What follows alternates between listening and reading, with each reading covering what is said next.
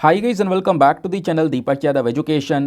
Welcome to the Daily Hindu News and Editorial Analysis of 5th of December 2023. तो guys आज है तारीख 5 दिसंबर 2023 और है ट्यूसडे।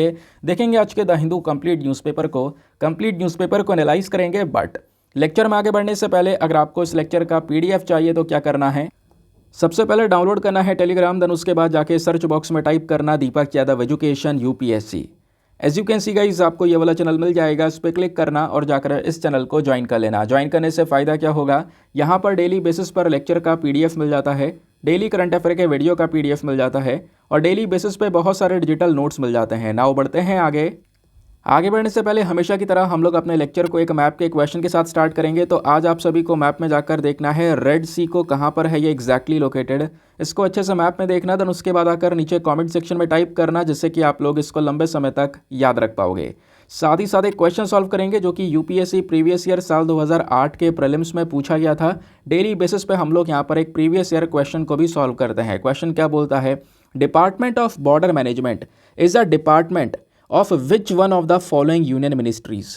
तो दोस्तों यहाँ पे जो डिपार्टमेंट ऑफ बॉर्डर मैनेजमेंट है ये नीचे दिए गए कौन से मंत्रालय का एक डिपार्टमेंट है, ये आपने बताना है। Option number A ministry of defence, option number B ministry of home affairs, option number C ministry of shipping, road transport and highways, या option number D ministry of environment and forests.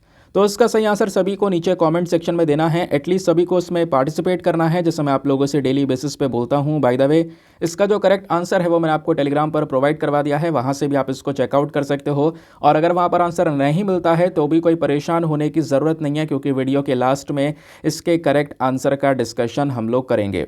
तो चलो शुभारंभ करते हैं और चलते हैं सबसे पहले थंबनेल वाले इंपॉर्टेंट आर्टिकल की तरफ। तो दोस्तों पहला आर्टिकल बहुत ही ज़्यादा इंपॉर्टेंट है। यहाँ पे हम लोग बात करने वाले हैं ऑपरेशन ट्राइडेंट की, और ऑपरेशन ट्राइडेंट को ही रिस्पेक्ट करने के लिए हर साल 4 दिसंबर को हम लोग इंडियन नेवी डे सेलिब्रेट करते हैं। तो दोस्तों कल 4 दिसंबर की तारीख निकल चुकी है, कल इंडियन नेवी डे सेलिब्रेट किया गया है, जिस वजह से बहुत सारे न्यूज़ आर्टिकल्स यहाँ पे इसके बारे में चर्चा कर रहे हैं। तो इंडियन नेवी के बारे में भी कुछ बेसिक चीज़ें हम यहाँ पर डिस्कस करेंगे। ऑपरेशन ट्राइडेंट क्या था, कैसे ये पूरा का पूरा ऑपरेशन चलाया गया था, वो भी यहाँ पर हम डिस्कस करने वाले हैं। चलो एक एक करके शुरुआत करते हैं। सबसे पहले तो दोस्तों यहाँ पे कॉन्टेक्स्ट ये है कि हर साल जो इंडियन नेवी डे है इसको हम 4 दिसंबर को सेलिब्रेट करते हैं, जैसे मैंने आपको बताया, ताकि हम भारत की नेवी का जो ये काउंटर अटैक ऑपरेशन था पाकिस्तान के ऊपर, ऑपरेशन ट्राइडेंट, इसको रिस्पेक्ट दे सकें।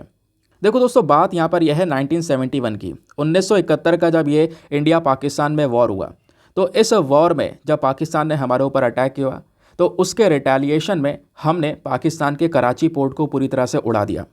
और उस कराची पोर्ट को उड़ाने के पीछे की लंबे समय की प्लानिंग थी, कुछ महीनों की प्लानिंग थी। वो प्लानिंग कैसे की गई थी वो भी आपको बताऊंगा, ठीक है। तो बात है ये 3 दिसंबर 1971 की। तो यहाँ पर भारत पाकिस्तान के बीच बांग्लादेश में युद्ध शुरू हुआ था। आपको पता है ना 1971 में ही बांग्लादेश एक पर्टिकुलर कंट्री बनकर आया था, है ना। हमने बांग्लादेश की हेल्प की थी, पाकिस्तान से युद्ध किया बांग्लादेश के लिए। और ये सब कहानी अगर हम लोग बात करें तो 3 दिसंबर 1971 के दिन शुरू होता है। अगले ही दिन ये युद्ध सिर्फ ज़मीन और आसमान तक ना होकर समुद्र में भी फैल गया, यानी कि जो नेवीज़ हैं वो भी यहाँ पर आपस में भिड़ने लगी। तो इंडियन नेवी जो है, भारतीय नौसेना, इन्होंने ऑपरेशन ट्राइडेंट के तहत 4 दिसंबर 1971 को जो कराची का पोर्ट था जो पाकिस्तान के सरकार के कंट्रोल पर है, तो उस पूरे पोर्ट पर हमला बोल दिया और वहाँ पर बहुत ही बड़े जो डिस्ट्रक्शंस है वो यहाँ पर किए गए इंडियन नेवी के थ्रू। ये हमला आसान बिल्कुल नहीं था, लेकिन हमारी जो नौसेना है उन्होंने इसके लिए काफ़ी महीनों से पूरी योजना तैयार की। और योजना बनाते वक्त दोस्तों अगर मैं आपको बताऊं तो बहुत सारे एस्पेक्ट्स का यहाँ पर ध्यान रखा गया था। तो यहाँ पे हम वही डिस्कस करेंगे इस स्टोरी में। 53 ईयर्स पहले आज ही के दिन, यानी कि मतलब कल वाली हम बात कर रहे हैं, तो उस दिन हुआ हुआ जो कराची पोर्ट पर हमला है उसके बारे में हम लोग यहाँ पे जानेंगे, समझेंगे। अब बात यह है कि स्टार्टिंग में जब ये हमला करना था तो उस समय की जो प्रधानमंत्री थी इंदिरा गांधी जी, इनसे इजाज़त लेनी थी।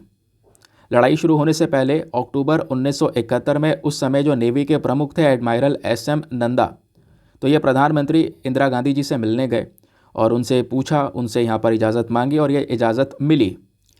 फिर जाकर यहाँ पे शुरू हुआ ये ऑपरेशन ट्राइडेंट। कराची पर हमले की योजना ऑपरेशन ट्राइडेंट का नाम दिया गया। तो हमारे जो नौसेना प्रमुख थे एडमायरल SM नंदा, इनके अंडर में दोस्तों ये पूरा का पूरा ऑपरेशन ट्राइडेंट प्लान किया गया था। इस टास्क की जो मेन जिम्मेदारी है वो 25वें स्क्वाड्रन कमांडर बबरू भान यादव को दी गई थी। इस ऑपरेशन को अंजाम तक पहुंचाने के लिए 2 दिसंबर 1971 को जो हमारा पूरा वेस्टर्न फ्लीट है ये मुंबई से निकल गया। और जो ये पूरा बेड़ा निकला था दोस्तों, इस बेड़े में हमारा Indian naval ship Nipat, INS Nipat, INS Veer, INS Nirghat ये भी शामिल थे। और हर एक बोट पर 4-4 मिसाइलें थीं। और इन तीनों बोट के पीछे ठीक INS किल्तन भी चल रहा था। तो जब ये पाकिस्तान की ओर चले, पूरे जहाज़ों का बेड़ा निकला, तो भारतीय नौसैनिक बेड़े को कराची से 250 किलोमीटर की दूरी पर रोक दिए। ठीक है, 250 किलोमीटर की दूरी पर हम लोग रुक गए, क्योंकि यही तो हमारी प्लानिंग थी। प्लान के मुताबिक भारतीय सेना के जो बेड़े हैं इनको शाम तक 150 किलोमीटर और कराची की तरफ बढ़ना था। इसके बाद हमला करके सुबह होने से पहले 150 किलोमीटर वापस आना था, ताकि जो बेड़ा है वो पाकिस्तान से दूर हो जाए। और ये जो जितनी भी प्लानिंग की गई दोस्तों, इसको सक्सेसफुली इम्प्लीमेंट भी किया गया अच्छी तरीके से। दोस्तों ये सारी चीज़ें जैसा प्लान की गई थी हुआ भी वैसा ही। तो भारत की यहाँ पे जो जितनी भी बोट गई थी उनमें सभी बोट में 4-4 मिसाइलें थी। बबरू भान यादव खुद INS नेपात पर मौजूद थे। अब आ जाती है तारीख 4 दिसंबर की। तो 4 दिसंबर को रात ठीक 10:40 पर जो INS निरगट है, INS निरगट ने पाकिस्तान का एक जहाज़ है PNS खैबर नाम का जहाज़, इस पर पहली मिसाइल दागी। मिसाइल दागते ही खैबर जो उनका जहाज़ था, एक डिस्ट्रॉयर जो कि बहुत विशाल साइज़ का जहाज़ था पाकिस्तान का, ठीक है, वो जैसे उसके ऊपर मिसाइल दागी वो हिल गया। उसमें जितने भी जवान मौजूद थे उनको पता ही नहीं चला हमला कहाँ से हुआ। उन्हें लगा कि लड़ाकू विमान ने हमला कर दिया है हमारे ऊपर, लेकिन वो इतना कुछ सोच पाते थोड़ी देर बाद दूसरी मिसाइल चल गई उनके ऊपर। और दूसरी मिसाइल चलने के बाद में दोस्तों वो जो खैबर है पाकिस्तान का ये पूरा जहाज़ वो डूब गया।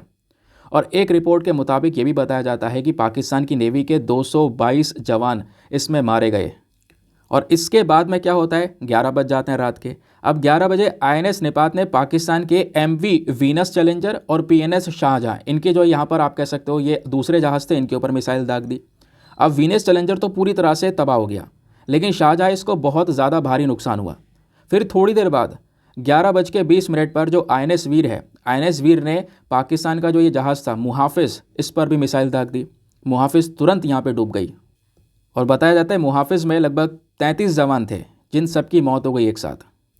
अब ये इधर पाकिस्तान की इधर जो शिप्स हैं इनको उड़ा रहे थे, दूसरी तरफ क्या होता है जो INS नेपात है, ठीक है, वो कराची पोर्ट की तरफ धीरे धीरे बढ़ता चला गया। और कराची पोर्ट पाकिस्तान के लिए बहुत ही ज़्यादा खास था। पाकिस्तान के लिए इतना खास क्यों था, क्योंकि दोस्तों इस तरफ अगर आप देखोगे तो इसके एक तरफ ना पाकिस्तान का नेवी का हेडक्वार्टर था और दूसरी तरफ पूरे तेल का भंडार था, ऑयल का भंडार। तो हुआ क्या, INS जो नेपात है वो पाकिस्तान के कराची पोर्ट की तरफ जब बढ़ रहा था, तो उसने कराची इस पोर्ट के ऊपर में एक मिसाइल दागी और फिर उसके बाद में दूसरी मिसाइल दागी दोस्तों, यानी कि एक साथ INS नेपात ने 2 मिसाइल दाग दी। एक मिसाइल चूक गई, जबकि जो दूसरी मिसाइल है वो सीधा जाकर जो तेल का टैंक है उसमें जाकर लगी, क्योंकि मैंने बोला ना वहीं पर ऑयल भंडार भी था। जो दूसरा मिसाइल है वो तेल के टैंक में जाकर लगा। एक ज़बरदस्त विस्फोट वहाँ पे देखने को मिला। बताते हैं कि जो ये विस्फोट है ये इतना ज़बरदस्त था, इतना खतरनाक था कि जो आग की लपटें हैं ये 60 किलोमीटर दूरी से भी देखी जा सकती थीं। तो ये था पूरा ऑपरेशन ट्राइडेंट। ये वही युद्ध था जिसमें भारतीय नौसेना ने पहली बार जहाज़ मार करने वाली जो एंटी शिप मिसाइल है इससे हमला किया था।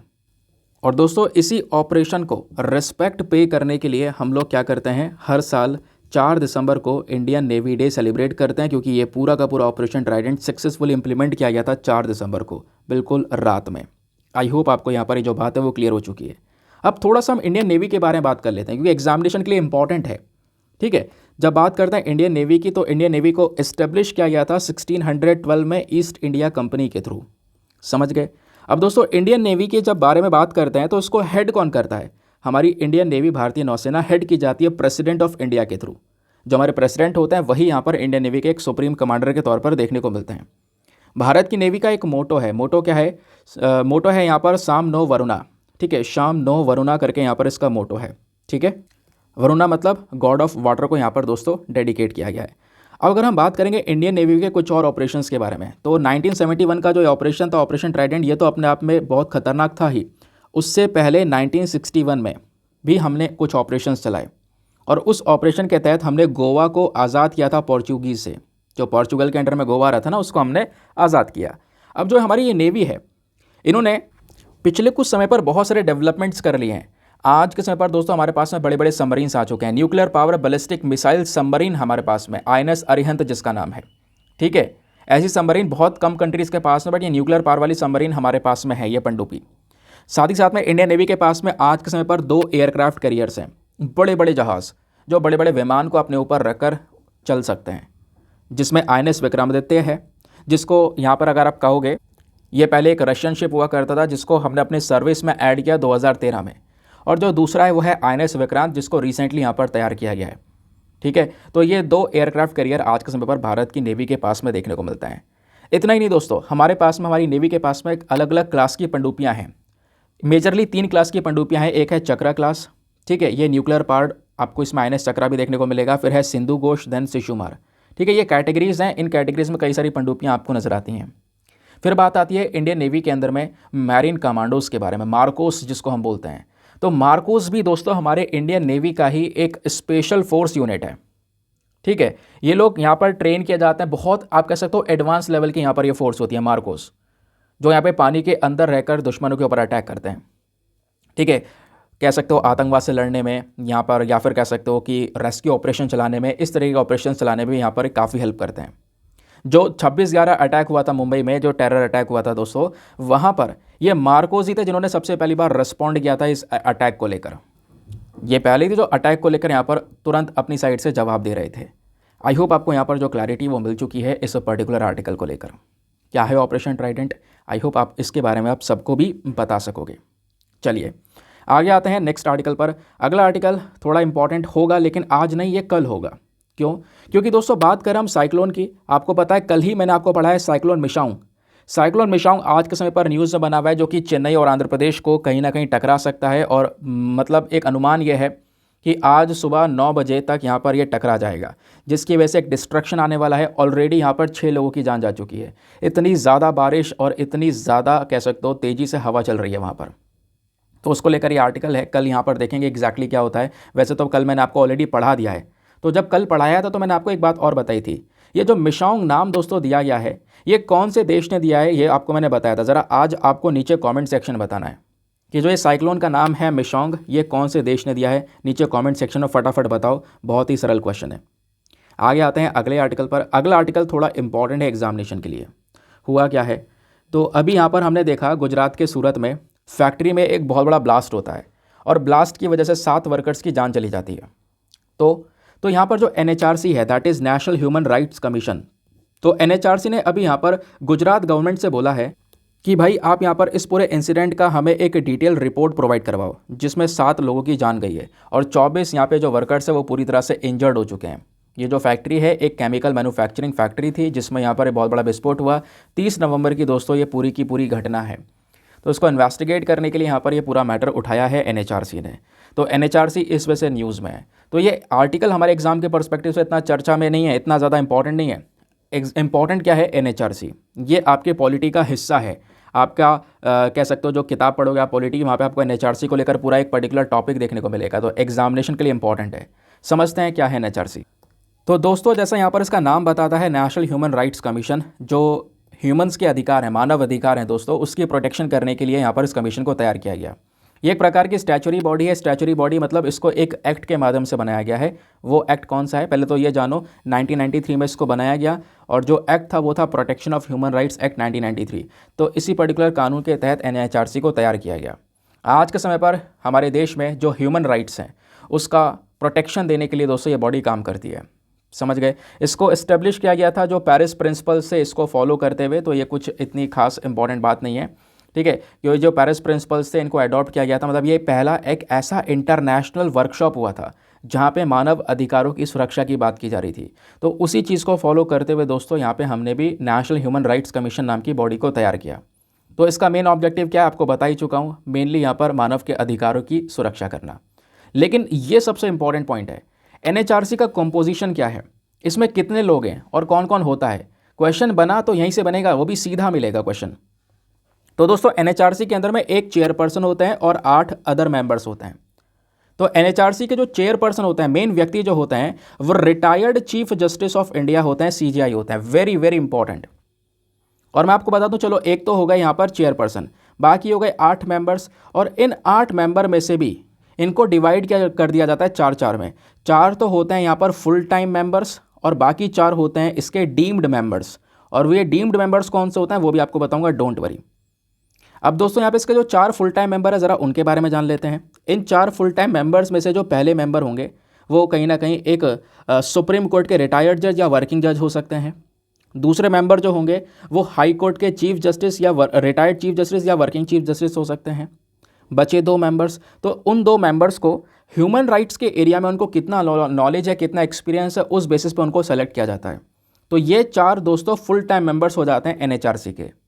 लेकिन बच्चे जो 4 डीम्ड मेंबर्स हैं वो कौन कौन से हैं? तो बाकी जो डीम्ड मेंबर्स हैं एनएचआरसी के, उसमें सबसे पहला नेशनल कमीशन फॉर माइनॉरिटीज़ के chairperson, national commission for schedule caste के chairperson, national commission for schedule tribes के chairperson and national commission for women के चेयरपर्सन। तो ये हो गए बाकी 4। तो हो गए एक सीजीआई, 4 हमारे फुल टाइम मेंबर्स और 4 हो गए ये डीम्ड मेंबर्स। समझ गए? अब सवाल यहाँ पर यह भी उठता है कि जो इसके चेयरपर्सन है और जो बाकी मेंबर्स हैं, इनको अपॉइंट कौन करता है? इनको अपॉइंट करते हैं हमारे राष्ट्रपति, हमारे प्रेसिडेंट। कैसे अपॉइंट करते हैं? खुद से अपॉइंट नहीं कर सकते दोस्तों, उनको रिकमेंडेशन दिया जाता है। और रिकमेंडेशन देने के लिए एक पूरी कमेटी बनती है, उस कमेटी में 6 लोग होते हैं। तब वो सब मिलकर डिसाइड करने के बाद में प्रेसिडेंट के पास में जाते हैं और बोलते हैं हाँ इनको अपॉइंट कर सकते हैं। लास्ट में प्रेसिडेंट साइन करके उनको अपॉइंट करते हैं। तो 6 मेंबर की कमेटी में कौन कौन से 6 मेंबर होते हैं? सबसे पहले उस कमेटी को हेड करते हैं हमारे प्रधानमंत्री। ठीक है, उस कमेटी में एक व्यक्ति, तो ये हो गए हमारे प्रधानमंत्री, वो हेड भी हैं।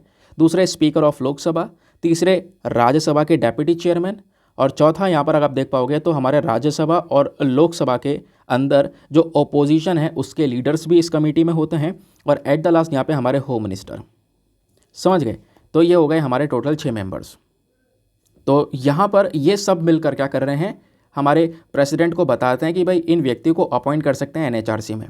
देन एट द लास्ट हमारे प्रेसिडेंट उनको अपॉइंट करते हैं। सवाल यहाँ पर यह है कि जो चेयरपर्सन है और जो मेंबर्स हमने अपॉइंट करे हैं एनएचआरसी में, इनका टेन्योर कितना होता है, कितने साल तक ये सर्व कर सकते हैं? दोस्तों 3 साल तक सर्व कर सकते हैं, या तो 3 साल या फिर यहाँ पर मैक्सिमम 70 साल की उम्र तक। इन दोनों में से जो भी चीज़ पहले पूरी हो जाए, समझ गए, तो उस हिसाब से यहाँ पर उनका टेन्योर खत्म हो जाता है। अब सवाल यहाँ पर यह है कि मान लो एक चेयरपर्सन का टेन्योर यहाँ पर टर्म जो है वो ख़त्म हुआ, या मेंबर्स का टर्म खत्म हुआ, लेकिन वो आगे भी एलिजिबल है कि आगे भी सर्व कर सकता है, तो क्या उसका रीअपॉइंटमेंट हो सकता है? हाँ जी, इसका रीअपॉइंटमेंट भी हो सकता है। ये यहाँ पे हमारे बेसिक पॉइंट्स। तो डायरेक्टली क्वेश्चन बना तो आप आराम से उसको हैंडल कर सकोगे। इतनी सारी चीज़ें, या फिर कह सकते हो कंप्लीट चीज़ें मैं आपको एनएचआरसी के बारे में बता चुका हूँ। चलिए आगे आते हैं नेक्स्ट आर्टिकल पर। दोस्तों आगे बढ़ने से पहले एक इंपॉर्टेंट इन्फॉर्मेशन, अगर आप लोग हमारे पेड ग्रुप्स को ज्वाइन करना चाहते हो तो आपके पास में एक बढ़िया मौका है इसको ज्वाइन करने का। यहाँ पर डेली करंट नोट्स के पीडीएफ वगैरह आपको प्रोवाइड करवाए जाते हैं। फॉर एग्जांपल जैसे अभी हमने 2 आर्टिकल डिस्कस किए, ऑपरेशन ट्राइडेंट, इंडियन नेवी, और फिर उसके बाद में हमने डिस्कस किया एनएचआरसी। तो दोस्तों ये जो टॉपिक्स हैं, ये आर्टिकल इतना इंपॉर्टेंट नहीं है जो न्यूज़ में है, इसके पीछे का बैकग्राउंड डेटा इंपॉर्टेंट जो आपने स्क्रीन पर नीचे की साइड में देखा। और वो सारी चीज़ें अगर आप नोट डाउन करने बैठोगे, नोट्स बनाने बैठोगे, घंटों लग जाएंगे। मान दो इस बात को, हाँ लग जाएंगे। तो आपका वीडियो 1 घंटे का वीडियो 3 घंटे में कन्वर्ट हो जाएगा, 4 घंटे में कन्वर्ट हो जाएगा। वो नहीं करना है आपने। और करंट के नोट्स की दिक्कत फिर खत्म हो जाएगी। क्यों? इस ग्रुप में आपको दोस्तों सारे बैकग्राउंड नोट्स का या बैकग्राउंड डेटा का एक पीडीएफ तैयार करके दिया जाता है। वो पीडीएफ प्रिंटेबल फॉर्म में है, चाहो तो आप उसका प्रिंट आउट वगैरह भी निकलवा सकते हो। ठीक है, और ये पीडीएफ हिंदी और इंग्लिश दोनों भाषाओं में अवेलेबल है, तो दोनों मीडियम के एस्पिरेंट्स को डायरेक्टली हेल्प हो सकती है। यानी कि एक जो होता है ना कि यार न्यूज़पेपर के नोट्स कैसे बनाएं, ये चीज़ कैसे करें, वो टेंशन खत्म। सीधा केवल और केवल वीडियो देखो, ग्रुप में ये पीडीएफ आ जाएगा शाम तक। एक बार यहाँ पे क्या करना है, शाम में सोने से पहले इस पीडीएफ को रिवाइज कर लेना, आपका रिवीजन भी हो जाएगा। ठीक है, और ये सारी चीज़ें आपके ग्रुप में सिक्योर हैं। कई बार क्या होता है, हम कंटेंट अच्छे से स्टोर करके रख लेते हैं, फ़ोन में कोई इशू आ जाता है, या हमारे इलेक्ट्रॉनिक डिवाइस है भाई, कोई भी इशू आ सकता है उसके अंदर में। ठीक है, तो रीसेट करना पड़ जाए, कुछ करना पड़ जाए तो सारा कंटेंट गायब। इस ग्रुप में ऐसा नहीं, आप मल्टीपल टाइम्स डाउनलोड कर सकते हो, डिलीट कर सकते हो, आपको स्टोरेज का कोई दिक्कत नहीं करना है। सारा चीज़ें कंटेंट जो है इस ग्रुप में अवेलेबल है, डेट वाइज पड़ा हुआ है, किसी भी तारीख का पीडीएफ पढ़ो, ओपन करो, डाउनलोड करो, पढ़ लो, डिलीट कर दो, काम खत्म। ठीक है। और दोस्तों, इस ग्रुप को ज्वाइन करने का जो फी पेमेंट है वो तो इससे भी बहुत ही ज़्यादा मिनिमम है, just 499 for the lifetime access. यानी कि हमेशा हमेशा के लिए केवल 499 रुपये आपने इन्वेस्ट करना है। या फिर अगर सिंपल शब्दों में बोलूँ तो जब तक आपका सिलेक्शन ना हो जाए तब तक आप इतना रुपये में इस ग्रुप को ज्वाइन करके रख सकते हो, जो कि बहुत मिनिमम है, आप इधर उधर खर्च कर देते होंगे। बाकी अगर आपने इसको ज्वाइन करना भी है तो उसके लिए क्या करना होगा, व्हाट्सएप पर जाना, यहाँ पर आपको एक नंबर दिया गया है 8534873368। इस नंबर पर मैसेज कर देना कि मैं इंटरेस्टेड हूँ या I want to join this group, इस तरीके का कोई भी मैसेज कर देना। आपको वहाँ पे पेमेंट का प्रोसेस मिलेगा, और पेमेंट के प्रोसेस से ज़्यादा इंपॉर्टेंट आपको डेमो वीडियो का लिंक मिलेगा। आप पूरे डेमो वीडियो को भी चेक करना एक बार कि हाँ मुझे एक्जैक्टली किस तरीके से फ़ायदे हो रहे हैं, और अपने आप को सेटिस्फाई करने के बाद में जाकर ये इन्वेस्टमेंट करना। समझ गए ना? आगे आते हैं। बाकी दोस्तों, मैं एक बात जो हमेशा बोलता हूँ, मेक श्योर करना यार, वीडियो पे जो लाइक का बटन है उसको प्रेस कर देना। एक छोटा सा टारगेट हमारा होता है 5000 लाइक्स का डेली बेसिस पे, प्लीज़ आप इसको सपोर्ट कर सकते हो। आजकल हम थोड़ा पीछे चल रहे हैं टारगेट से। बाकी चाहो तो आप मेरे साथ में इंस्टाग्राम पे भी जुड़ सकते हो, वहाँ पे जाओगे, लिखोगे दीपक यादव एजुकेशन, मेरा प्रोफाइल मिलेगा जहाँ पे ऑलरेडी 14,000 से ज़्यादा लोग जुड़ चुके हैं। चलिए आते हैं हम लोग अपने एडिटोरियल डिस्कशन में। दोस्तों, आज का न्यूज़पेपर आप ओपन करोगे तो आपको देखने को मिलेगा, फ्रंट पेज से आखिरी पेज तक चले जाना, कुछ भी काम का नहीं है। वो तो इधर उधर से मैंने निकाला है ज़बरदस्ती, क्योंकि हमारा अपना एनालिसिस कंटिन्यू तो करना ही है ना। तो हमारे पास में एक एडिटोरियल निकल कर आया है, प्रीमियम आर्टिकल है, श्रीपर्णा चक्रवर्ती साहब ने लिखा है। अब यहाँ पर आप कह सकते हो कि इन्होंने यहाँ पर मेंशन किया है कि जो इलेक्शंस हैं क्या ये स्टेट फंडेड होने चाहिए। अब ये इलेक्शन में स्टेट फंडेड और इलेक्ट्रल फंड्स, इन दोनों के बीच का क्या डिफरेंस है वो मैं आपको बताऊंगा। एक बहुत ज़बरदस्त आर्टिकल है, इससे आपको बहुत सारी क्लैरिटी मिलने वाली है। आज का मेंस का जो क्वेश्चन है वो भी इसी आर्टिकल के ऊपर बेस्ड है। फिर दूसरा एडिटोरियल हम डिस्कस करेंगे द हिंदू बिजनेस लाइन का, जो कि अगेन एग्रीकल्चर को लेकर बात करता है।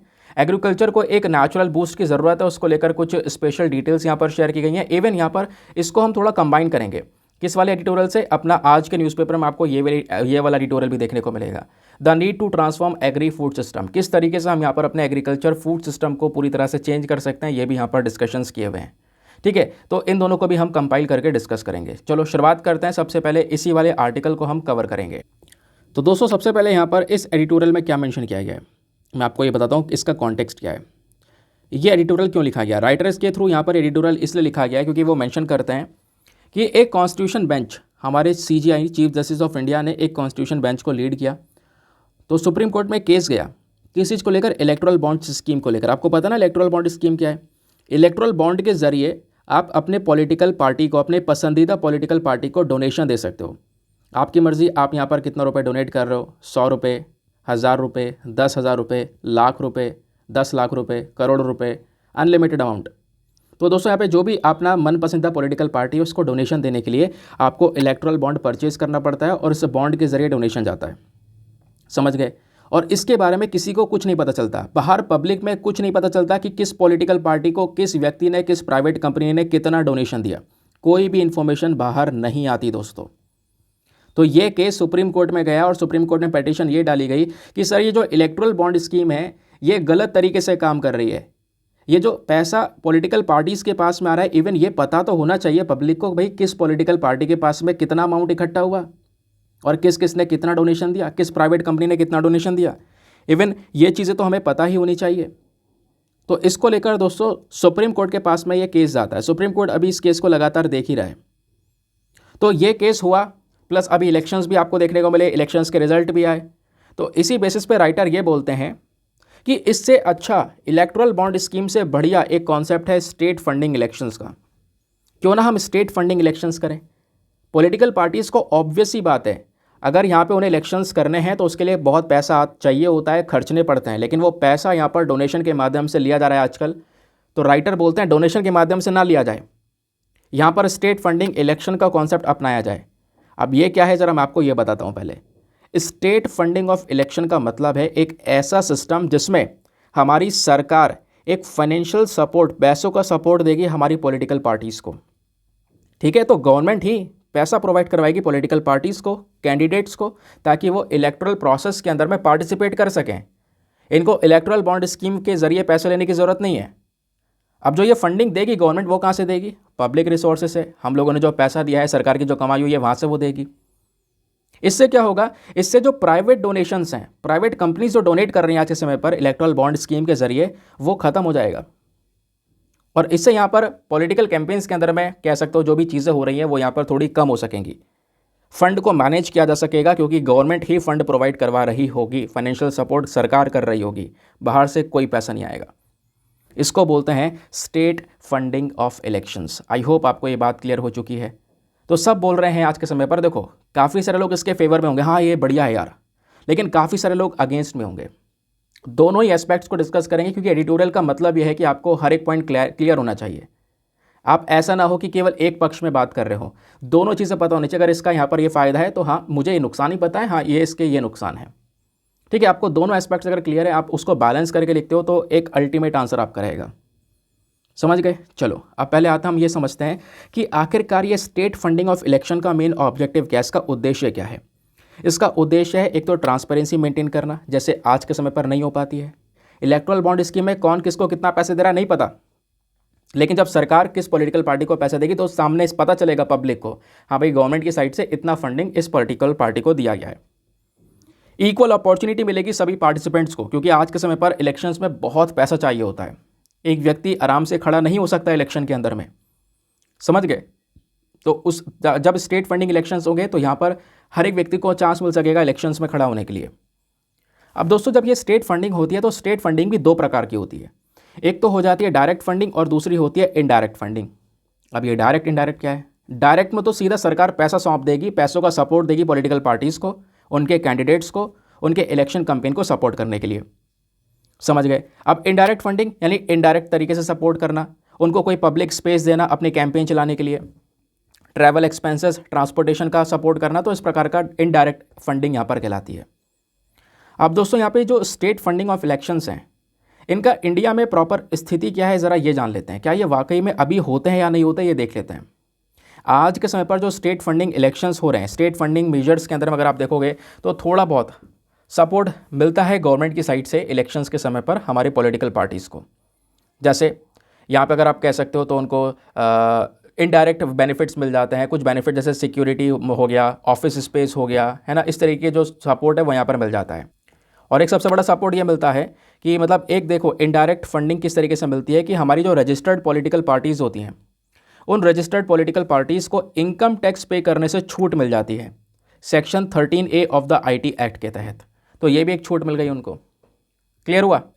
क्योंकि दोस्तों आज के समय पर जो पैसा आ रहा है पॉलिटिकल पार्टीज़ के पास में वो इलेक्टोरल बॉन्ड्स के जरिए आ रहा है। करोड़ रुपए 2019 का जो इलेक्शन था, सबसे भारी इलेक्शन, सबसे महंगा इलेक्शन बैठा था 2019 का, और 2024 का हो सकता है उससे भी महंगा इलेक्शन हो। 2019 का शायद 50,000 करोड़ रुपए से ज़्यादा खर्चा किया था इलेक्शंस के अंदर में। समझ गए? तो ये बात यहाँ पर दोस्तों मेंशन की जा रही है। अब सवाल यहाँ पर यह है कि इसको लेकर ना अलग अलग कमीशंस बनाए गए कि उन कमीशन का क्या है कहना, क्या हमारे पास में सही में स्टेट फंडिंग ऑफ इलेक्शंस होना चाहिए या कोई और दूसरा तरीका होना चाहिए इलेक्शंस को फंड प्रोवाइड करवाने के लिए। तो अलग अलग कमीशंस बने, कमेटियां बनी। पहली कमेटी थी इंद्रजीत गुप्ता कमेटी, 1998 में इन्होंने यहाँ पर स्टेट फंडिंग ऑफ इलेक्शंस को सपोर्ट किया कि हाँ बिल्कुल सरकार यहाँ पे पैसा देगी तो सही रहेगा, क्योंकि कई सारी जो पार्टीज़ हैं उनके पास में फाइनेंशियल रिसोर्सेज ज़्यादा नहीं होते इलेक्शंस के समय पर। आज की स्थिति को देखते हुए तो यह है जो पॉलिटिकल पार्टी रिच है, जिसके पास में अच्छा अमाउंट है, वो ज़्यादा अच्छा लीड कर पाएगी। समझ गए? ज़्यादा स्पेंड कर पाएगी अपने आप को जिताने के लिए। दूसरा यहाँ पे जो लॉ कमीशन ऑफ इंडिया था 1999 में, इन्होंने भी यहाँ पर स्टेट फंडिंग ऑफ इलेक्शंस को सही बोला कि हाँ बिल्कुल स्टेट फंडिंग ऑफ इलेक्शन होना चाहिए, इसका यह जो फंड से प्रॉपर तरीके से हम यूज़ कर सकेंगे तो बढ़िया रहेगा। तीसरा यहाँ पे क्या होता है, एक और कमीशन आता है, second ARC commission, administrative reform commission, 2008 में। इन्होंने यहाँ पर अगेन स्टेट फंडिंग को दोस्तों सपोर्ट किया। ठीक है, इन्होंने भी यहाँ पर बोला ये सही है, क्योंकि स्टेट फंडिंग इलेक्शन के जरिए सरकार उतना ही अमाउंट या उतना ही फाइनेंशियल सपोर्ट देगी जितना रिक्वायरमेंट है। कोई फालतू का जो फंडिंग है वो यहाँ पर नहीं जाएगा किसी पॉलिटिकल पार्टीज़ के पास में। फिर उसके बाद में एक और कमीशन आया, वो था national commission to review the working of the constitution 2001 का। इन्होंने स्टेट फंडिंग ऑफ इलेक्शन को सपोर्ट नहीं किया और ये लॉ कमीशन ऑफ रिपोर्ट 1990 के साथ में सहमत हुआ और इनका कहना यह था कि एक बार अगर आपको स्टेट फंडिंग अप्लाई करनी है तो उसको अप्लाई करने से पहले आपको प्रॉपर रूल्स एंड रेगुलेशंस को लागू करना होगा पॉलिटिकल पार्टीज़ के लिए, उसके बाद जाकर ये चीज़ें एप्लीकेबल हो सकेंगी। समझ गए? तो अलग अलग कमीशंस के क्या सोच थी इस पर्टिकुलर कॉन्सेप्ट को लेकर, वो यहाँ पर क्लियर हो गया। अब क्या होता है, लोग डिवाइड हो जाते हैं। यहाँ पर क्या है, काफ़ी सारे लोग फेवर में हैं कि भाई हाँ स्टेट फंडिंग ऑफ इलेक्शंस होना चाहिए भारत में, काफ़ी लोग अगेंस्ट में हैं। पहले हम फेवर वालों की बात करते हैं कि वो क्यों कह रहे हैं कि यहाँ पर ऐसा इलेक्शंस होना चाहिए, ऐसी फंडिंग होनी चाहिए, इलेक्टोरल बॉन्ड स्कीम को खत्म कर दो, उसके बजाय ये होना चाहिए। क्यों? क्योंकि पहला रीज़न लोगों का कहना है लेवलिंग द प्लेइंग फील्ड, क्योंकि स्टेट फंडिंग का मेन मकसद यही है कि जो यहाँ पर पैसों का एक बहुत बड़ा इन्फ्लुएंस है पॉलिटिक्स में, उसको कम किया जा सके, ज़्यादा इक्वालिटी यहाँ पर मेंटेन की जा सके, जो पॉलिटिकल पार्टीज़ हैं वो कम्पीट कर सके आइडियाज़ के ऊपर, अपनी नीतियों के ऊपर, ना कि फाइनेंशियल रिसोर्सेज के ऊपर, पैसा बांट कर ना जीतें। जो ये स्टेट फंडिंग है दोस्तों, अगर गवर्नमेंट फंड करेगी तो इससे क्या होगा, ज़्यादा इंडिविजुअल पार्टिसिपेट कर सकेंगे पॉलिटिक्स में, क्योंकि यहाँ पर फाइनेंशियल बैरियर है ही नहीं। क्योंकि आज के समय पर जैसा आपको बताया, पॉलिटिक्स में वही उतर सकता है जिसके पास में अच्छा खासा पैसा है, ठीक है। लेकिन तब क्या होगा, अगर यहाँ पर स्टेट फंडिंग लेकर आएंगे तो जिसके अंदर पावर है, जिसके अंदर एनर्जी है, वो यहाँ पर एक काम कर सकता है, सबको एक इक्वल तौर पर यहाँ पर एक सपोर्ट मिल सकता है गवर्नमेंट की साइड से। दूसरा, रिड्यूसिंग करप्शन, क्योंकि अगर हम पब्लिक फंडिंग करेंगे, गवर्नमेंट सपोर्ट करेगी, गवर्नमेंट फंड प्रोवाइड करवाएगी, तो यहाँ पर क्या होगा, एक सबसे बड़ी चीज़ यह है कि जो प्राइवेट डोनेशंस के ऊपर एक कह सकते हो कि निर्भरता होती है पॉलिटिकल पार्टीज़ की, वो यहाँ पर कम हो सकेगी, और इसकी वजह से जो करप्शंस है वो भी कम हो सकेंगे, ठीक है। और इसकी वजह से यहाँ पर जो दोस्तों कह सकते हो पॉलिटिक्स है, इसमें थोड़ी सी ट्रांसपेरेंसी मेंटेन हो सकेगी। तो ट्रांसपेरेंसी मेंटेन होगी, लोगों तक, यहाँ पे पब्लिक तक इन्फॉर्मेशन पहुँचेगी, भाई किसने किसको कितना पैसा दिया है, ठीक है, सॉरी गवर्नमेंट ने कितना पैसा दिया है। अभी तो ऐसा नहीं पता चलता, लेकिन तब ऐसा पता चल जाया करेगा। तो एक क्लियर तरीके से यहाँ पर जो इलेक्शंस है वो यहाँ पे हो सकेंगे। फिर आप कह सकते हो एक और लोग जो इसके फेवर में बात करते हैं, उनका एक और कहना है वो है promoting fair competition. State funding क्या कर सकता है, ये हमारा एक अच्छे कंपटीशन को बढ़ावा देगा, अलग अलग पार्टीज़ के बीच में, अलग अलग कैंडिडेट्स के बीच में हेल्दी कंपटीशन को बढ़ावा देगा। और यहाँ पे पहले कंपटीशन नहीं हो पा रहा था फाइनेंशियल रिसोर्सेज की वजह से, जिसके पास में पैसा ज़्यादा है वो आगे है पार्टी।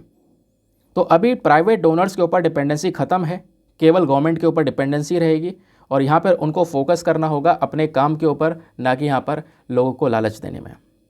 देन उसके बाद में एक और चीज़ है, वो है स्ट्रेंथनिंग पॉलिटिकल पार्टीज़। जो ये पब्लिक फंडिंग होगी, ये कहीं ना कहीं हमारे पॉलिटिकल पार्टीज़ के लिए एक फाइनेंशियल स्टेबिलिटी को, स्थिरता को यहाँ पर मेंटेन कर सकता है। इन पॉलिटिकल पार्टीज़ के ऊपर जोर दे सकता है कि आपका मेन फोकस होना चाहिए केवल और केवल लॉन्ग टर्म गोल्स के ऊपर में, ठीक है। आप अपने गोल्स के ऊपर ध्यान दो, ठीक है, इस चीज़ के ऊपर यहाँ पे फोकस होना चाहिए। पॉलिसी डेवलपमेंट के ऊपर फोकस होना चाहिए, ना कि शॉर्ट टर्म में बस खाली प्राइवेट सेक्टर से पैसा इकट्ठा करा जाए, डोनेशन लिया जाए, ऐसा ना हो के लॉन्ग टर्म गोल्स के ऊपर सोचो, वो आपके लिए ज़्यादा ज़रूरी है और हमारे कंट्री के लिए भी ज़्यादा ज़रूरी है। तो ये तो यहाँ पे लोग फेवर में कहने वाले। अब काफ़ी लोग जो हैं, जो कि इसके अगेंस्ट में बात करते हैं, उनका कहना यह है कि जो ये स्टेट फंडिंग ऑफ इलेक्शन का कॉन्सेप्ट आप ला रहे हो ना, इसमें बहुत सारी गलतियाँ हैं, ये सही नहीं है लागू करना।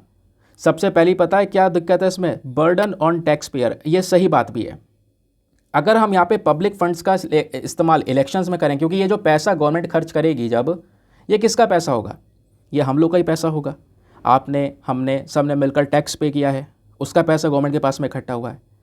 तो वो पैसा यहाँ पर आप इलेक्शंस में खर्च कर रहे हो, गवर्नमेंट के पास पैसे की कमी होगी, टैक्स और बढ़ाएंगे, बर्डन बढ़ेगा टैक्स का लोगों के ऊपर में। और हम नहीं चाहते, जो टैक्स पेयर हैं वो भी नहीं चाहते कि उनका जो ये मनी है इस तरीके से पॉलिटिकल एक्टिविटीज़ में खर्च किया जा सके। तो इस चक्कर में जो प्राइवेट डोनेशंस हो रहे हैं, जिसकी मर्जी है डोनेट करने, जिसके पास है वो डोनेट करे, जिसके पास नहीं वो डोनेट ना करे, ठीक है। तो वो कॉन्सेप्ट सही है, ऐसा यहाँ पे लोगों का कहना है। क्योंकि इंडिया के पास में ऑलरेडी जो फाइनेंशियल रिसोर्सेज हैं उसकी बहुत ही ज़्यादा कमी है, और प्रॉपर फंड्स को एलोकेट करना ये बहुत ज़्यादा ज़रूरी होगा इन पॉलिटिकल पार्टीज़ को, जब ये सरकार फंड प्रोवाइड करवाएगी। तो यहाँ पर कहीं ना कहीं दिक्कत हो सकती है, क्योंकि भारत में ऑलरेडी रिसोर्सेज की कमी है। दूसरा यहाँ पे जो दिक्कत है लोगों की, वो है पोटेंशियल फॉर मिसयूज़। क्योंकि यहाँ पर दोस्तों जो स्टेट फंड्स का प्रॉपर तरीके से गलत उपयोग किया जा सकता है, ठीक है। कैसे? अब भैया जो सरकार चला रही है, रूलिंग पार्टी है, उसका ज़्यादा कंट्रोल होगा, क्योंकि ओवरऑल फंड कौन दे रहा है, सरकार दे रही है। और किसी की तो सरकार होगी ना, और वो भी तो इलेक्शन में लड़ रही होगी, वो भी तो यहाँ पे कोशिश करेगी अगली बार मैं भी यहाँ पर चुनाव में उतर के आऊँ, तो कोई ना कोई तो यहाँ पर फंडिंग देगा। तो आप ये कह सकते हो कि जो रूलिंग पार्टी है उसका सारा कंट्रोल होगा फंड्स के डिस्ट्रीब्यूशन पर। तो यहाँ पे बुरी तरह से कह सकते हो इक्वालिटी मेंटेन ही नहीं हो पाएगी। हो सकता है वो ज़्यादातर फंड अपने लिए रख ले और दूसरे के लिए बहुत कम एलोकेट कर सके, एलोकेशन में दिक्कत आएगी, समझ गए। तो यहाँ पर एक मिसयूज़ भी हो सकता है इस पर्टिकुलर कॉन्सेप्ट का। तीसरा है रिस्क ऑफ डिपेंडेंसी, ये भी यहाँ पर एक चीज़ है। स्टेट फंडिंग से क्या होगा, जो पॉलिटिकल पार्टीज़ हैं वो बहुत ही ज़्यादा निर्भर हो जाएंगी पब्लिक फंड्स के ऊपर, सीधा सरकार के ऊपर डिपेंडेंट हो जाएगी। जब जब ज़रूरत होगी वो सरकार से यहाँ पे फंड रेज करने की कोशिश करेंगे, ठीक है। तो ये भी एक इशू हो सकता है। तीसरा, ये तो हो गए दोस्तों दिक्कत है, ये मैंने आपको बता दिया। अब एक और प्रॉब्लम है चैलेंजेस इन इम्प्लीमेंटेशन। इस पर्टिकुलर कॉन्सेप्ट को लागू करने में बहुत सारी चुनौतियां हमको फेस करने को मिल सकती हैं। जैसे जो हमारे क्रिटिक्स हैं उनका कहना यहाँ पर यह है कि भैया ये जो स्टेट फंडिंग का कॉन्सेप्ट है, आपने इसको अच्छे से बता तो दिया, लेकिन आप इक्वल तरीके से फंड कैसे डिस्ट्रीब्यूट करोगे, है ना। कोई पॉलिटिकल पार्टी बड़ी है, छोटी है, प्लस यहाँ पर इसको अच्छी तरीके से मॉनिटर कैसे किया जाएगा। ऐसे कई सारे इश्यूज़ हैं। एफिशिएंसी यहाँ पर मेंटेन नहीं हो पाएगी। जबकि प्राइवेट फंडिंग में ये सारी चीज़ें थी, लोग अपने हिसाब से डोनेशन दे रहे थे, अपने हिसाब से पॉलिटिकल पार्टीज़ के पास में पहुंच रहा था, तो कोई ऐसा इंटरफेरेंस वगैरह नहीं था, कोई ऐसा ज़्यादा मॉनिटरिंग वगैरह करने की ज़रूरत नहीं। लेकिन अभी यहाँ पर आपको भी ज़्यादा रिसोर्सेज लगेंगे और आपके रिसोर्सेज खर्च भी होंगे। तो इस तरीके से यहाँ पर दोस्तों इसके इम्प्लीमेंटेशन में कई सारे प्रकार के चैलेंजेस हो सकते हैं। समझ गए। अब राइटर बोलते हैं कि इसका एक उपाय भी हो सकता है। यानी ये तो हमने पूरा प्रोसेस पढ़ा, अब इसका सोल्यूशन क्या है, लास्ट में वे फॉरवर्ड क्या है। सबसे पहले कॉम्प्रिहेंसिव लीगल रिफॉर्म्स। हमें क्या करना होगा, बहुत डिटेल से जो हमारे लॉज हैं उसके अंदर में सुधार करना होगा, ताकि हम अपने पॉलिटिकल पार्टीज़ के फाइनेंसेस को रेगुलेट कर सकें, इलेक्शन के अंदर जो खर्चा हो रहा है उसको रेगुलेट कर सकें। ठीक है, क्योंकि कई बार क्या होता है दोस्तों, पॉलिटिकल पार्टीज़ के जो फंडिंग आ रही है उसका जो सोर्स है वो अननोन है, पता ही नहीं है। और मैक्सिमम पैसा जो पॉलिटिकल पार्टीज़ के पास में आ रहा है, हज़ारों करोड़ रुपया, उसका सोर्स अननोन है, पता ही नहीं हाँ उसका एग्जैक्ट सोर्स क्या है। थोड़ा बहुत अमाउंट है जिसका सोर्स पता होता है। समझ गए। ऐसा खुद यहाँ पे लाइवमिंट की रिपोर्ट इस पर्टिकुलर टॉपिक को छाप चुकी है। फिर बात यहाँ पर आती है transparency in political party funding. ये भी ज़रूरी है। हमारी जो पॉलिटिकल पार्टीज़ है इनके ऊपर एक शिकंजा ये भी कसना चाहिए कि भाई जो भी फंडिंग इनके पास में आ रही है, जहाँ से भी जितने भी सोर्सेज से आ रही है, उसको डिस्क्लोज़ किया जाए, लोगों तक बताया जाए भाई कौन है, किसने कितना रुपया दिया है। इसके बारे में हमें हमेशा रेगुलरली अपडेट रखना ज़रूरी होगा। समझ गए। और प्लस यहाँ पे एक लिमिट रखनी भी ज़रूरी है, भाई इस लिमिट तक पैसा अमाउंट डोनेट किया जा सकता है, क्योंकि यहाँ पे अनलिमिटेड अमाउंट जो है डोनेशन हो सकता है। तो एक लिमिट होना भी ज़रूरी है जिसके बेसिस पे काम थोड़ा सटीक तरीके से हो सकेगा। फिर बात है इंडिपेंडेंट इलेक्टोरल ओवरसाइट। हमें क्या करना होगा, जो हमारा एक इंडिपेंडेंट बॉडी है, फॉर एग्जाम्पल जैसे इलेक्शन कमीशन ऑफ इंडिया हो गया, भाई इसको ज़्यादा काम सौंप दो। अब इलेक्शन कमीशन ऑफ इंडिया एक इंडिपेंडेंट बॉडी है, उसकी किसी सरकार की तरफ, किसी पॉलिटिकल पार्टी की तरफ कोई झुकाव नहीं है। जो ईसीआई है ये क्या करता है, ये मॉनिटर करने का काम करता है हमारे फाइनेंस को। ठीक है, अगर यहाँ पर हम इसको काम सौंप दें कि भाई आप थोड़ा सा ध्यान रखना, जो पॉलिटिकल पार्टीज़ के पास में फंडिंग वगैरह आ रही है इसके ऊपर थोड़ा निगरानी रखने का काम करना, तो इसको ये सौंप सकते हैं, जिससे थोड़ा सा कंट्रोल मिल सकता है। या फिर ऑडिटिंग और अकाउंटेबिलिटी भी की जा सकती है। एक प्रॉपर इन्वेस्टिगेट करना जो भी पैसा आ रहा है, जो पॉलिटिकल पार्टीज़ हैं उनके जो फाइनेंशियल अकाउंट्स होते हैं जिसमें वो पैसा रखते हैं, उसकी इन्वेस्टिगेशन करना भी ज़रूरी है। अगर रेगुलर ऑडिटिंग होगी उनकी इनकम की, खर्चों की, तो इससे यहाँ पर सही आप कह सकते हो इम्पैक्ट पड़ेगा। हम ऑडिटिंग कर करके उनको कंट्रोल करके रख सकते हैं। समझ गए। एक रेगुलेशन में रखा जा सकता है, कोई फालतू की फंडिंग तो नहीं आ रही है, ये सारी चीज़ें चेक यहाँ पर की जा सकती हैं। समझ गए। उसके बाद में लर्न फ्रॉम बेस्ट प्रैक्टिसेस। साथ ही साथ में इंटरनेशनल जो इलेक्शंस है, क्योंकि अलग अलग देशों में भी इलेक्शंस हो रहे हैं, कई सारी कंट्री डेमोक्रेटिक कंट्रीज़ हैं। अब दोस्तों वहाँ पर जब इलेक्शंस हो रहे हैं तो वहाँ पर भी अलग अलग तरीके की प्रैक्टिस अपनाई जा रही है, तो हमें उसको भी एनालाइज करना होगा कि किस तरीके से यहाँ पर उन देशों में इलेक्टोरल ट्रांसपेरेंसी मेंटेन की गई है। तो अगर कोई बेस्ट ऑप्शन लगता है तो उस प्रकार की ट्रांसपेरेंसी हम भी मेंटेन कर सकते हैं, इससे बहुत ज़्यादा फ़ायदा होने वाला है। नाउ फाइनली आते हैं हम लोग अपने मेंस के क्वेश्चन की तरफ। तो आज का मेंस का क्वेश्चन क्या बोलता है, इसको देखते हैं। क्वेश्चन यहाँ पर ये बोलता है, discuss the potential benefits and challenges associated with the implementing state funding of elections in India. जो स्टेट फंडिंग ऑफ इलेक्शन है भारत के अंदर में, इसको लागू करने में क्या क्या समस्याएं और क्या क्या इसके बेनिफिट्स हमको देखने को मिल सकते हैं, ये आपने बताना है। दूसरा, क्या पॉलिसीज़, क्या नीतियां ऐसी हो सकती हैं आपके अकॉर्डिंग कि जिससे हम यहाँ पे जो इलेक्टोरल प्रोसेस है इंडिया के अंदर में उसको ज़्यादा इक्वल, ज़्यादा अकाउंटेबल बना सकें। तो उसके लिए क्या हो सकता है आपके सुझाव में, ये आपने समझाना है। एक बार हिंदी में रीड कर देता हूँ ताकि आप अच्छे से यहाँ पर इसका आंसर लिख सको। तो यहाँ पे बात की जा रही है, भारत में चुनावों के लिए राज्य वित्त पोषण को लागू करने से जुड़े संभावित लाभों और चुनौतियों पर चर्चा करें। भारत में अधिक न्याय संगत और जवाबदेह चुनावी प्रक्रिया बनाने के लिए आप कौन से नीतिगत उपाय सुझाते हैं, ये बताना है 250 शब्दों में। और आंसर लिखने के बाद में कहाँ पे सबमिट करना है, टेलीग्राम पर जाना, वहाँ पे जाके सर्च बॉक्स में लिखना दीपक यादव एजुकेशन मेंस ग्रुप, आपको फुल फॉर्म लिखना है। मेरा टेलीग्राम चैनल मिलेगा जहाँ पे ऑलरेडी 78,000 से ज़्यादा लोग जुड़ चुके हैं। ठीक है, तो वहाँ पे जाकर अपने आंसर सबमिट करने के साथ साथ दोस्तों एक छोटा सा काम और करना है, एटलीस्ट सभी लोगों को 2-2 आंसर्स रिव्यू करने हैं। जब आप सभी लोग 2-2 आंसर्स को रिव्यू करोगे, बहुत सारे फ़ायदे होंगे आपको भी और सामने वाले को भी। आपको कुछ इंपॉर्टेंट पॉइंट्स मिलेंगे जो आप अपने नोट्स में इंक्लूड कर सकते हो। सामने वाले के आंसर में अगर कोई मिस्टेक होती है तो आप उनको बता सकते हो कि यहाँ पर हमको इम्प्रूवमेंट की आवश्यकता है। समझ गए। चलो आगे आता हूँ उसके बाद में अगले पर्टिकुलर एडिटोरियल की तरफ। अगला एडिटोरियल बात करता है the need to transform agri food system. ठीक है, अब दोस्तों क्या है पूरा पर्टिकुलर टॉपिक, क्या होता है, एक रिपोर्ट आती है United Nation food and agriculture organization की साइट से। उन्होंने यहाँ पर यह बताया कि कैसे जो ये वाटर इंटेंसिव कैश क्रॉप हैं जैसे शुगर केन, ये सारी चीज़ें ये हमारे एनवायरनमेंट को अफेक्ट कर रही हैं और कैसे डाइवर्सिफिकेशन ऑफ क्रॉप्स हमारी हेल्प कर सकता है। अब आपको मैं समझाता हूँ एग्जैक्टली यहाँ पर क्या मेंशन किया जा रहा है। पूरे कंप्लीट पेज का ये पूरा आर्टिकल है, मैं पढ़ चुका हूँ तो आपको अच्छे से एक्सप्लेन कर सकता हूँ। समझ गए। अब होता क्या है दोस्तों, पहली बात आपको यहाँ पर ये समझनी है, मैं आपको बिल्कुल बेसिक से समझाता हूँ। एक रिपोर्ट आती है, कहाँ से रिपोर्ट आती है, United Nation food agriculture organization, FAO का नाम आपने सुना होगा। तो पिछले महीने उन्होंने रिपोर्ट पब्लिश की और इन्होंने ये बताया कि जो हमारा एग्रीकल्चर फूड सिस्टम है दोस्तों, इसके अंदर में हमें एक रिफॉर्म की, एक सुधार की ज़रूरत है, क्योंकि इसमें बहुत सारे क्राइसिस हैं जिससे हम गुजर रहे हैं। समझ गए। अब इन्होंने यहाँ पर यह भी बोला कि आज के समय में एग्रीकल्चर का जो इम्पैक्ट है वो हमारे एनवायरनमेंट के ऊपर भी बहुत ज़्यादा पड़ रहा है।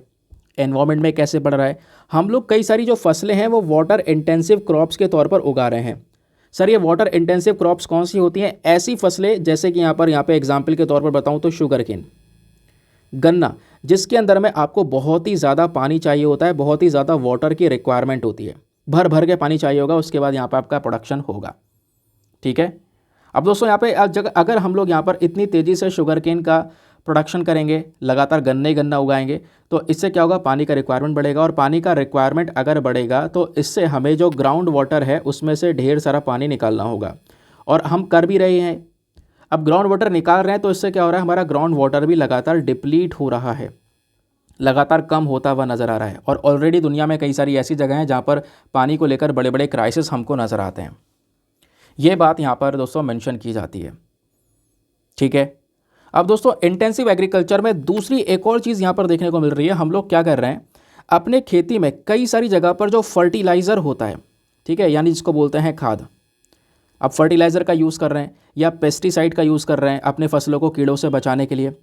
तो दोस्तों यहाँ पे जो किसान है ना, वो फर्टिलाइज़र का कहीं कहीं पर बहुत ज़्यादा उपयोग कर दे रहे हैं। जो हमारा नेशनल एवरेज चल रहा है दुनिया का, हमारे देश का, उस नेशनल एवरेज से ज़्यादा फर्टिलाइज़र यूज़ किया जा रहा है। और ज़्यादा फर्टिलाइज़र यूज़ करने की वजह से दोस्तों यहाँ पे कहीं ना कहीं आप कह सकते हो बहुत ज़्यादा पोल्यूशन भी हो रहा है। यह फर्टिलाइज़र हमारे क्रॉप्स में है, हमने सिंचाई की, इरिगेशन किया और बहुत सारा फर्टिलाइज़र यहाँ पे पानी के थ्रू बहकर जो हमारी बड़ी वाटर बॉडीज़ हैं उनके अंदर में पहुँचा, और उनके अंदर पहुँचने के बाद में बड़ी बड़ी वाटर बॉडीज़ को वो पल्यूट कर रहा है और एट द लास्ट हमारा जो वाटर है वो भी पल्यूट होता हुआ, वो भी यहाँ पर कह सकते हो प्रदूषित होता हुआ हमको नज़र आ रहा है।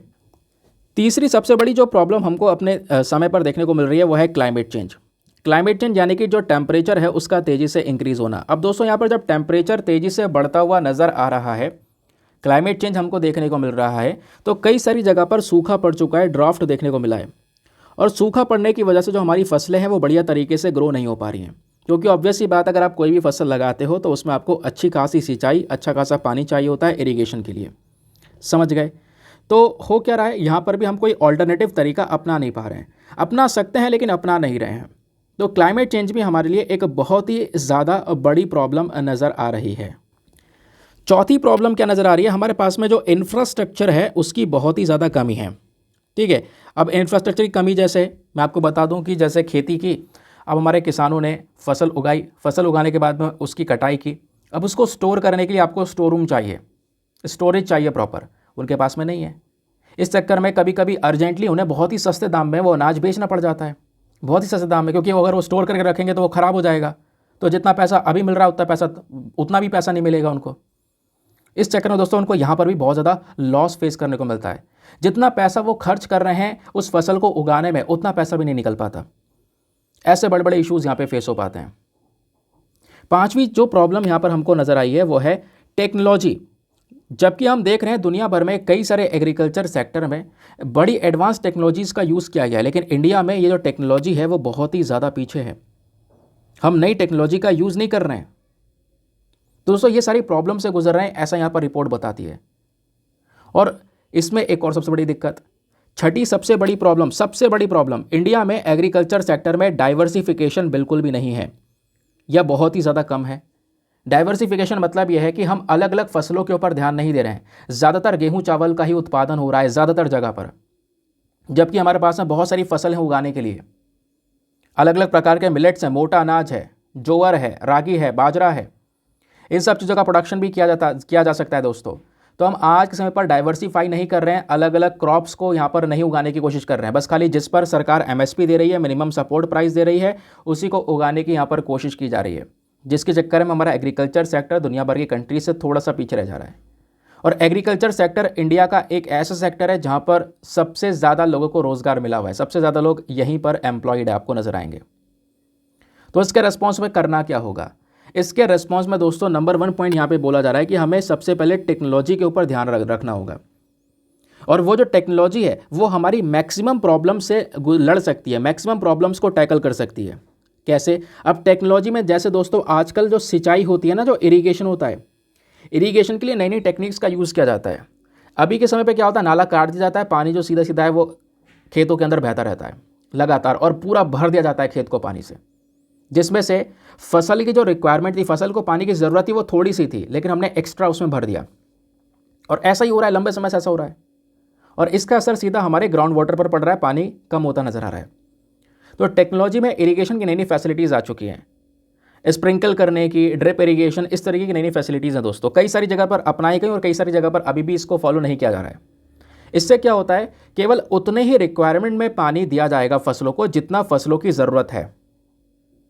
ठीक है, जैसे ड्रिप इरीगेशन है तो बूंद बूंद करके यहाँ पर वो ड्रिपिंग की जा रही है चारों तरफ, जितनी रिक्वायरमेंट होता है पानी मिल गया, उसके हिसाब से ग्रो कर रहा है, कोई एक्स्ट्रा वाटर नहीं वेस्ट हुआ। तो एग्रीकल्चर से सबसे पहली चीज़ हम यहाँ पर क्या कर रहे हैं, सॉरी टेक्नोलॉजी से, टेक्नोलॉजी भी आ रही है हमारे पास में, दूसरा हम यहाँ पर जो ग्राउंड वाटर की प्रॉब्लम है इसको टैकल कर पा रहे हैं। एक और चीज़ यहाँ पे है भाई, यहाँ पे अगर आप देखोगे क्लाइमेट चेंज, जैसे अगर पोल्यूशन इंक्रीज़ हो रहा है, गर्मी थोड़ी ज़्यादा बढ़ रही है, क्योंकि कई सारी फसलें ऐसी होती हैं जो गर्मी में सही से उगाई नहीं जा सकती, वो ड्राफ्ट रेजिस्टेंट नहीं होती हैं, उनको अच्छा खासा पानी चाहिए होता है, लेकिन आजकल गर्मी की वजह से कई सारे एरिया सूखे पड़ चुके हैं, तो वहाँ पे फसल लगाना मुश्किल है।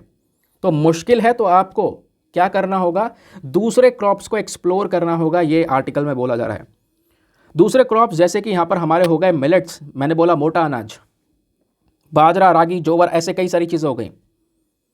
तो दोस्तों यहाँ पर ये जो मिलेट्स होते हैं ना, इनमें सबसे अच्छी बात पता है क्या है, ये ड्राफ्ट रेजिस्टेंट है, इनको ज़्यादा पानी की ज़रूरत नहीं है, कोई एरिया बंजर ज़मीन है, सूखी जगह है, वहाँ पर भी अच्छी तरीके से उग सकते हैं। तो इनके प्रोडक्शन की भी ज़रूरत है हमें, और इनकी रिक्वायरमेंट भी आज के समय पर, क्योंकि अगर हम लोग केवल गेहूँ चावल की बात करते हैं तो गेहूँ चावल से ज़्यादा न्यूट्रिशियस आपको ये मिलेट्स देखने को मिलता है। इसलिए हमने 2023 को, ये पूरा जो साल है, इंटरनेशनल ईयर ऑफ मिलेट्स की तरह देखा है। समझ गए? तो ये मिलेट्स को ग्रो करना, इसका प्रोडक्शन बहुत ही ज़्यादा ज़रूरी है, ये ड्राफ्ट रेजिस्टेंट है। समझ गए?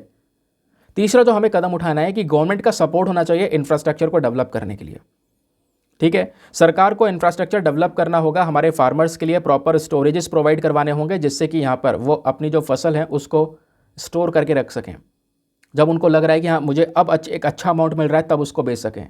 नहीं तो फिर स्टोर करके रखेंगे, कोई अगर परेशानी हो गई तो फसल ख़राब हो जाएगी, जितना अमाउंट मिलना था उतना भी नहीं मिल पाएगा। इस डर के मारे वो क्या कर रहे हैं, वो यहाँ पर जो भी थोड़ा बहुत पैसा मिल रहा है उसमें ही यहाँ पर अपनी फसल को बेच दे रहे हैं।